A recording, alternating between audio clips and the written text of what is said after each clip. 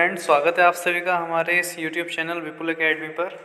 देखिए, आज की वीडियो में अब हम छोटे छोटे आपको प्रैक्टिस सेट देने वाले हैं। ठीक है, जैसे आपको पता ही है कि यूपी बोर्ड की परीक्षाएं थोड़ी डिले हो गई हैं, थोड़ा समय लगने वाला है। ठीक है, तो आप देखिए छोटे छोटे से प्रैक्टिस सेट आप अपना अभ्यास करते रहना। देखिए, स्टार्ट करते हैं। आज की वीडियो में हम बात करने वाले हैं केमिस्ट्री के मॉडल पेपर के बारे में। देखिए, बात करते हैं क्लास 12 रसायन विज्ञान प्रथम की। ठीक है, यानी कि केमिस्ट्री में जो फर्स्ट पोर्शन है आपका उसी से लिया जा रहा है। ठीक है, तो सबसे पहले स्टार्टिंग करी जाए तो सबसे पहले क्वेश्चन आता है आपके बहुविकल्पीय प्रश्न। ठीक है, हर एग्जाम में आपको बहुविकल्पीय प्रश्न देखने को मिलते हैं। तो बहुविकल्पीय प्रश्न में पहला क्वेश्चन है कि ग्रेफाइट है। ठीक है, ग्रेफाइट है, पहला क्वेश्चन है आपका विकल्प का, ग्रेफाइट है। तो ऑप्शन दिए हुए हैं इसमें कि आयनिक ठोस है या धात्विक ठोस है या सहसंयोजी ठोस है या आणविक ठोस है। इन चार विकल्पों में से आपको एक विकल्प ही पता है आंसर होगा और वही आपको बताना है। ठीक, और नेक्स्ट क्वेश्चन की बात करें तो सेकंड क्वेश्चन आता है इसका कि चार धातुएं दे रखी हैं ABCD के मानक इलेक्ट्रोड विभव क्रम से, यानी कि मानक इलेक्ट्रोड विभव दे रखे हैं। ठीक है, अगर बात करी जाए ग्रेफाइट है तो ये है आपके पहले चैप्टर से, सॉलिड स्टेट वाला जो चैप्टर है, ठोस अवस्था, वहां से एक क्वेश्चन उठाया हुआ है। ठीक है, और यदि मानक इलेक्ट्रोड विभव सेकंड वाले की बात करी जाए तो मानक इलेक्ट्रोड विभव दे रखे हैं इसमें, और इनकी धातुओं की सक्रियता का घटता क्रम आपसे पूछा गया है।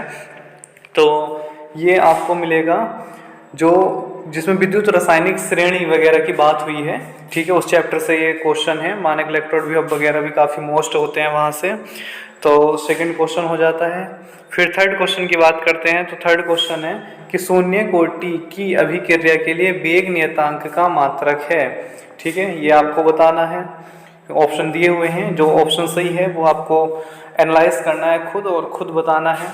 फिर फोर्थ क्वेश्चन की बात करते हैं तो फोर्थ क्वेश्चन आता है कोहरे को भेदने वाले लैंप में प्रयुक्त गैस है। ठीक है, यानी कि जो कोहरे को भेदने वाली लाइटें होती हैं जिन्हें फॉग लाइट वगैरह कहते हैं, तो उनमें कौन सी गैस प्रयुक्त की जाती है बल्बों में, ये आपसे पूछा गया है। ठीक, और जो लास्ट ऑप्शन विकल्प वाला है वो है आपके लिए निम्न में से न्यूनतम हिमांक वाला विलयन है, कि सबसे कम हिमांक किस सॉल्यूशन का है, ये आपको बताना है। चार ऑप्शन दिए हुए हैं, potassium sulphate, sodium chloride, glucose, urea. ठीक है, इनमें से आपको सही आंसर जो आपके हैं वो आपको बताने हैं। देखिए, ये आपके एक तरह से प्रैक्टिस सेट वगैरह चल रहा है, यानी कि मैं सॉल्यूशन आपको इस वीडियो में नहीं देने वाला, ये आपको खुद सॉल्व करने हैं और कमेंट बॉक्स में इनके आंसर बताने हैं कि कोई फर्स्ट का जो भी है, सेकंड का ये है, थर्ड का ये है, इस तरह से, यानी कि खुद आपको ये करना है खुद, क्योंकि अब आप इस स्टेज पर हैं कि सारी आपकी बिल्कुल फुल तैयारी हो चुकी होगी। ठीक है, तो इस समय तो आपको पेपर भी बहुत आसान लग रहा होगा, आराम से आप कर सकते हो। और लास्ट विकल्प की बात करी जाए तो FCC। ठीक है, लास्ट क्वेश्चन में बात करी गई है FCC में परमाणुओं की संख्या है। FCC यानी कि फेस सेंटर्ड सेल, यानी कि काय केंद्रित कोशिका जो होती है, एक घनी कोशिका जो होती है, उसमें परमाणुओं की संख्या कितनी होती है। और यहाँ से भी वही क्वेश्चन जरूर पूछे जाते हैं, चाहे वो SCC से हो या BCC से हो या FCC से हो। ठीक है, यहाँ से क्वेश्चन बनने के चांस अधिकतर रहते हैं, ये आपको ध्यान रखना है। फिर नेक्स्ट बात करी जाए तो नेक्स्ट क्वेश्चन आता है कि जो मतलब एक तरह से तुम्हारे अति लघु शुरू होते हैं, तो उसकी बात करते हैं। तो सबसे पहले क्वेश्चन बनता है कि जालक बिंदु को समझाइए। ठीक है, जालक बिंदु की डेफिनेशन आपको पता होगी, वो आपको बतानी है। ये सिर्फ आपकी अभ्यास के लिए है, रिवीजन के लिए है कि आपको कितना आता है, क्या क्या मेन क्वेश्चंस यहाँ से बन सकते हैं। ठीक है, वो आपको रखे गए हैं और ये फर्स्ट पोर्शन है केमिस्ट्री का। ठीक है, सेकेंड भी जल्दी मिलेगा और फिर दोनों का कंबाइंड भी जल्दी आपको मिलेगा। ठीक है, और जो आपको कोई प्रॉब्लम आती है तो आप कमेंट बॉक्स में डिस्कस कर सकते हैं, और वैसे ये एक तरह से आपको खुद ही करना है। ठीक है, यहाँ आपको मेन क्वेश्चंस मिल रहे हैं। जालक बिंदु को समझाइए, पहला क्वेश्चन हो जाता है। सेकंड क्वेश्चन की बात करते हैं तो समपराशरी विलयन। ठीक है, कि समपराशरी विलयन को समझाइए। समपराशरी विलयन क्या होते हैं, इसकी डेफिनेशन लिखनी है। एक एक नंबर के क्वेश्चन है वो छोटे छोटे से। अभिक्रिया के वेग को समझाइए, तो अभिक्रिया का वेग क्या होता है, इसकी डेफिनेशन आपको लिखनी है। फिर नेक्स्ट क्वेश्चन की अगर बात करते हैं तो चौथा क्वेश्चन है इसका, किसी एक हेट्रोलैप्टिक जटिल यौगिक का सूत्र लिखिए। सही है, ये चार क्वेश्चन हो जाते हैं जो दूसरे का खंड था। ठीक है, ये क्वेश्चन आपको अभ्यास कर लेने हैं और जहाँ तक हो सके तो आप इन्हें लिखकर अभ्यास करें, लिखकर देखें, ठीक है, तभी मज़ा आएगा, तभी अच्छा रिवीजन होगा। क्योंकि कभी कभी ऐसा होता है कि लगता है कि हमें सब याद है, लेकिन लिखने में जब बैठते हैं तो दिक्कतें आती हैं, पता नहीं चलता क्या लिखना है। तो ऐसी प्रॉब्लम क्रिएट ना हो, इसलिए अभ्यास होना ज़रूरी है। देखिए अब नेक्स्ट क्वेश्चन की बात करते हैं। तो नेक्स्ट क्वेश्चन आता है कि एक तत्व यानी कि थर्ड के फर्स्ट की बात करी जाए तो क्वेश्चन आता है कि एक तत्व का परमाणविक द्रव्यमान, और काफ़ी मोस्ट क्वेश्चनों को इसमें रखा गया है, ये ध्यान रखते हुए ही क्वेश्चन करने हैं आपको सारे, ठीक है। सारे क्वेश्चन बहुत ही ज़्यादा मोस्ट हैं, बहुत ही ज़्यादा पूछे जाते हैं क्वेश्चन। और ये वाले जो तीसरे का क्या है, ठीक है, थर्ड का जो क्या खंड है कि एक तत्व का परमाणविक द्रव्यमान इतना है और यह इतनी कोर की लंबाई की कोर वाली घनीय एकक कोष्ठिका बनाता है। यदि इसका घनत्व इतना है तो घनीय एकक कोष्ठिका की प्रकृति बताइए, ठीक है। इस टाइप के जो क्वेश्चन हैं ये तो काफ़ी ज़्यादा सुपर डुपर मोस्ट क्वेश्चन कहे जाने चाहिए, बिल्कुल, ठीक है। इस पर तो लिख देना SDM, सुपर डुपर मोस्ट। तो इस टाइप के क्वेश्चन तो आप अच्छे से तैयार कर ही लें, ठीक है। इस टाइप के क्वेश्चन तो प्रत्येक प्रैक्टिस सेट में या प्रत्येक क्वेश्चन पेपर में कोई से भी ईयर का उठाकर देख लो, ज़रूर देखने को मिलते हैं, ठीक है। और इसकी जल्दी ही आपको वीडियो भी मिलेगी, मतलब इस टाइप के क्वेश्चन न्यूमेरिकल जो हैं, जो मेन न्यूमेरिकल हैं केमिस्ट्री फर्स्ट पोर्शन के, वो सब आपको प्रोवाइड करने की कोशिश की जाएगी, ठीक है। अब नेक्स्ट क्वेश्चन की बात करते हैं कि संक्रमण तत्व रंगीन यौगिक या आयन बनाते हैं क्यों। ये भी काफ़ी ज़्यादा मोस्ट है, वैसे तो सारे मोस्ट क्वेश्चन ही इसमें रखे गए हैं, आपको पता ही है, और आपको देखने में मिल ही रहा होगा जब सबकी तैयारी लगभग कंप्लीट ही है। तो कि तीसरे के अगर खंड ख की बात करी जाए तो संक्रमण तत्व रंगीन यौगिक या आयन होते हैं क्यों, ये बताना है आपको। नेक्स्ट क्वेश्चन की बात करें तो ब्राउनी गति क्या है, इसका कारण भी बताइए, यानी कि ब्राउनी गति के बारे में लिखना है पहले आपको हेडिंग डालकर, फिर इसका कारण भी बताइए, यानी कि ब्राउनी गति क्यों होती है ये भी आपको बताना है। अब नेक्स्ट क्वेश्चन की बात करते हैं तो बात आती है थर्ड के घे की, और थर्ड का घे है कोल-राउस नियम लिखिए, ठीक है। काफ़ी मोस्ट क्वेश्चन है ये भी, कोल-राउस नियम काफ़ी साल, लगभग एक आधा साल को छोड़कर नहीं तो लगभग सभी साल ये, ठीक है, हर प्रैक्टिस सेट में या हर मॉडल पेपर में आपको ये देखने मिलता ही है। कोल-राउस नियम बताइए, तो अच्छे से आपको लिख देना है कोल-राउस नियम क्या होता है, और फिर इसका नीचे जो एग्जाम्पल होता है, जो रिएक्शन होता है, वो भी आपको लिखकर बता देना है, ठीक है। फिर नेक्स्ट बात करते हैं। देखिए फिर क्वेश्चन आपको देखने को मिलता है फोर्थ के, अगर क्या की बात करी जाए कि विश्लेषण द्वारा ज्ञात हुआ कि निकिल ऑक्साइड का सूत्र ये है, निकिल आयनों का कितना अंश M2+ तथा M3+ के रूप में विद्यमान है, प्रतिशत में ज्ञात कीजिए, ठीक है। काफ़ी मोस्ट क्वेश्चन ये भी, जितने भी न्यूमेरिकल हैं ये तो बहुत ही ज़्यादा पूछे जा रहे हैं इस समय 1-2 साल से लगातार, ठीक है। तो इन क्वेश्चनों को तो अच्छे से तैयार करना ही है आपको, और जो शुरू के चैप्टर के क्वेश्चन हैं काफ़ी ज़्यादा आ रहे हैं, और जल्दी ही आपको यहाँ क्वेश्चन भी सारे सॉल्यूशन सहित मिलेंगे, ठीक है। कोशिश फिलहाल आपको खुद करने की करनी है, और हो जाएंगे, आसान ही है, जिसने कर रखे होंगे उसके लिए कुछ भी नहीं है। फिर अगर फोर्थ के ख की बात करी जाए तो अगला क्वेश्चन कहता है कि दर्शाइए कि प्रथम कोटि की अभिक्रिया, ठीक है। प्रथम कोटि की अभिक्रिया से क्वेश्चन आ गया है, देखिए कि प्रथम कोटि की अभिक्रिया 99.9% पूर्ण होने में लगा समय, कि 99.9% पूर्ण होने में लगा समय अर्ध आयु का या अर्धायु काल का 10 गुना होता है, ठीक है, सिद्ध करवा रहा है। और ये भी काफ़ी अच्छा क्वेश्चन है, और 2019 में आया हुआ क्वेश्चन है ये आपका, ठीक है। यूपी बोर्ड में मुरादाबाद ज़िले में आया था ये 2019 में, तो हल्के में ना लें किसी क्वेश्चन को भी, खुद मैंने अपने यहाँ भी ये पेपर सेट बनाया है आप बच्चों के लिए, ठीक है। और अगर फोर्थ के गए की बात करी जाए तो देखिए ये भी क्वेश्चन मिलता है आपको, यानी कि इसके 4 खंड हैं फोर्थ के, और 4 में से 3 न्यूमेरिकल रखे गए हैं, देखिए, ठीक है। क्योंकि काफ़ी ज़्यादा न्यूमेरिकल पोर्शन उठाया जा रहा है एग्ज़ाम में, इसलिए इसी चीज़ को मद्देनजर रखते हुए ये क्वेश्चंस आपको दिखाए जा रहे हैं, ठीक है, और अच्छे से तैयार भी करने हैं आपको।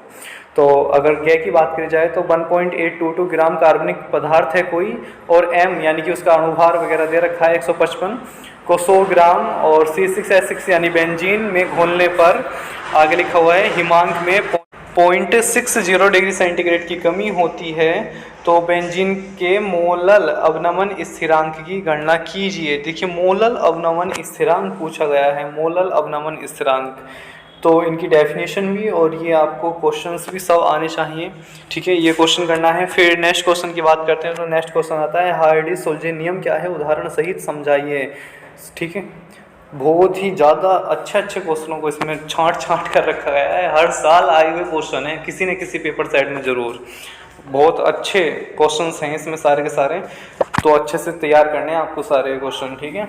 अगर नेक्स्ट क्वेश्चन की बात करी जाए तो बात करते हैं खंड 5 की, और जो 5वां खंड है उसका पहला क्वेश्चन है कि स्वर्ण संख्या पर संक्षिप्त टिप्पणी लिखिए। यानी कि स्वर्ण संख्या के बारे में आपको लिखना है। इस यानी कि 3-3 नंबर में जो क्वेश्चन आते हैं, फिलहाल मतलब हमने अपनी तरफ से पेपर सेट रखा है तो इसमें नंबरों को सिक्योर ना माने कि 3 में आएगा या 2 में आएगा, लेकिन अच्छा क्वेश्चन है। मतलब स्वर्ण संख्या पर संक्षिप्त टिप्पणी लिखिए, यानी कि गोल्ड नंबर के बारे में आपको बताना है, इसकी डेफिनेशन वगैरह बतानी है। फिर इसके ख की बात करते हैं तो आता है कि उपसे संयोजी यौगिकों में ज्यामितीय समावयवता का उदाहरण सहित वर्णन कीजिए। यानी कि ज्यामितीय समावयवता के बारे में आपको परिभाषा भी लिखनी है और उसका उदाहरण भी देना है, ठीक है। काफ़ी इम्पोर्टेंट क्वेश्चन होता है ये भी।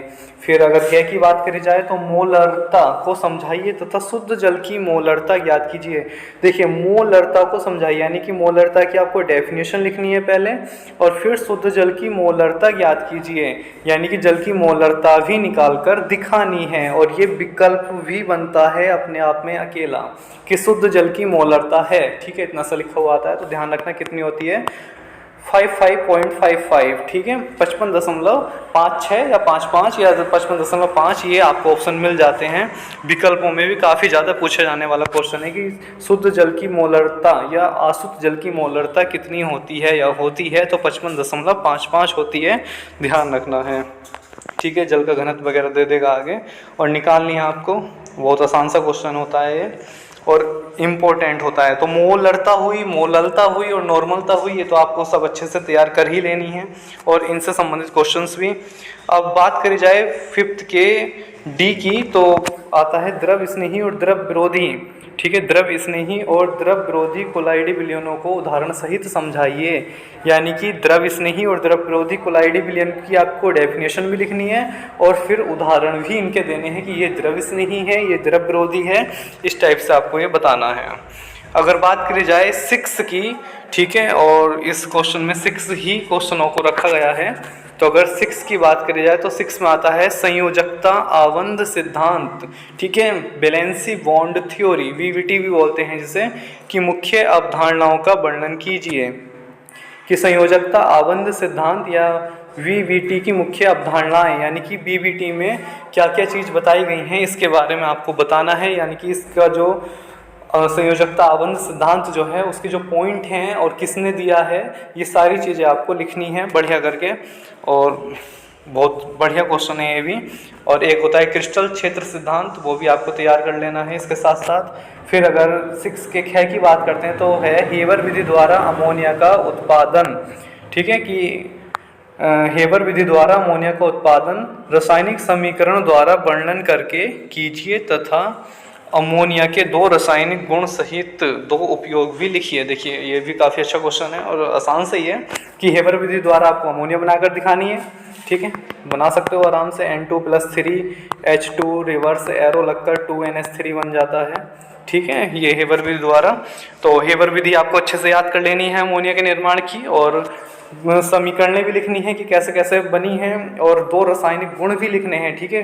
कभी कभी क्वेश्चन ध्यान से नहीं पढ़ने की वजह से आप नंबर खो बैठते हैं, ये बात भी आपको ध्यान रखनी है कि क्वेश्चन को ठीक से पढ़ा करना। उसने कहा है कि हेबर विधि द्वारा अमोनिया का उत्पादन रासायनिक समीकरण द्वारा वर्णन करके कीजिए, यानी कि हेबर विधि द्वारा अमोनिया बनानी है, रासायनिक समीकरण लिखनी है और उसके बारे में डिटेल से समझाना है। और फिर बाद में जब इतना कर लोगे आप तो उसके 2 रासायनिक गुण भी लिखने हैं, यानी कि 2 अमोनिया की रिएक्शन भी करके दिखानी है अलग अलग तरह से, और 2 उपयोग, और अमोनिया के 2 उपयोग भी आपको लिखने हैं, ठीक है। यानी कि जो क्वेश्चन में पूछा जा रहा है पूरा ही आप उसका आंसर दिया करें। अब नेक्स्ट क्वेश्चन की बात करते हैं तो अथवा में दिया हुआ है, ठीक है, यानी कि एक तरह से आपको छूट मिली हुई है, या तो आप ये वाला कर दीजिए या फिर ये वाला कर दीजिए, ठीक है। अथवा में टिप्पणी लिखी, यानी टिंडल प्रभाव बता ही सकते हैं आप, काफ़ी इंपॉर्टेंट है, ठीक है, आराम से दे सकते हो। कोलाइडी से संबंधित है, कोलाइडी विलयन वगैरह से। निसर्ट समीकरण बता सकते हो आप, कोई दिक्कत ही नहीं है। हाइड्रोसोल हुआ, आराम से बता सकते हो। माइसेल हुआ, ये भी आराम से बता सकते हो, ठीक है। अब यहाँ पर जाकर आपको आसानी मिल जाती है, अगर आपको ये आता है, ठीक है, हेबर विधि द्वारा अमोनिया, यानी अमोनिया के बारे में आप अच्छे से जानते हैं तो आप इसे कीजिए। और यदि इसके बारे में आप कुछ संशय में है कि ये हमसे नहीं हो पाएगा, तो फिर उस कंडीशन में आप ये कीजिए, ठीक है। करना एक ही है, या तो ये 4 कर दीजिए या फिर ऊपर वाले उठा लीजिए अमोनिया वाले, ठीक है। या तो ये करना है या फिर ये चारों आपको बताने हैं, और जहाँ तक है जो आपको आसान लगे वो कीजिए। इसमें कोई बाउंडेशन नहीं होती कि यही करना है वही करना है, ठीक है। तो आई होप आपको पेपर बहुत अच्छा लगा होगा, और सिंपल सा है और मोस्ट ही इसमें रखा गया है। इसे तैयार कीजिए बढ़िया करके, और जो क्वेश्चंस में आपको दिक्कत आ रही है, कहीं भी दिक्कत आ रही है, कोई भी समझ में नहीं आ रहा है, तो आप कमेंट बॉक्स में बात बताइए अपनी, डिस्कस करते हैं उसमें, ठीक है। और आपको सॉल्यूशन भी मिल जाएगा। और जितने भी ये क्वेश्चंस रखे गए हैं न्यूमेरिकल, काफ़ी मोस्ट हैं, इन्हें हल्के में ना लें, सबको अच्छे से तैयार करें, ठीक है। और ये तो भाई हर साल देखने मिल ही रहे हैं, किसी न किसी पेपर में ज़रूर आ रहे हैं, तो इन्हें अच्छे से तैयार कर लें। और विकल्प भी काफ़ी अच्छे थे। तो मिलते हैं जल्दी नेक्स्ट वीडियो में नए किसी दूसरे विषय, या फिर केमिस्ट्री में ही सेकंड पोर्शन की बात कर लेंगे, ठीक है, इंटरमीडिएट। और आपको जल्दी से सारे के सारे विषयों के अब थोड़ा टाइम आपको मिल चुका है एग्ज़ाम का, और तैयारी आपकी सबकी अच्छी खासी है ही, तो अच्छे क्वेश्चन आपके लिए लाए जा रहे हैं, ठीक है। इन्हें अच्छे से रिवीजन कीजिए और अपने दोस्तों को वीडियो शेयर कर दीजिए, ठीक है, ताकि उन्हें भी हेल्प मिल सके, ठीक है। अपने दोस्त होंगे, आपके रिलेटिव होंगे, सबको, ठीक है, जो भी आपको हेल्प लगता है कि हम उसकी हेल्प कर सकते हैं, तो शेयर कीजिए वीडियो को, और लाइक कीजिए, सब्सक्राइब कीजिए जिसने नहीं करा है। Thank you so much. मिलते हैं नेक्स्ट वीडियो में जल्दी ही नए प्रैक्टिस सेट के साथ।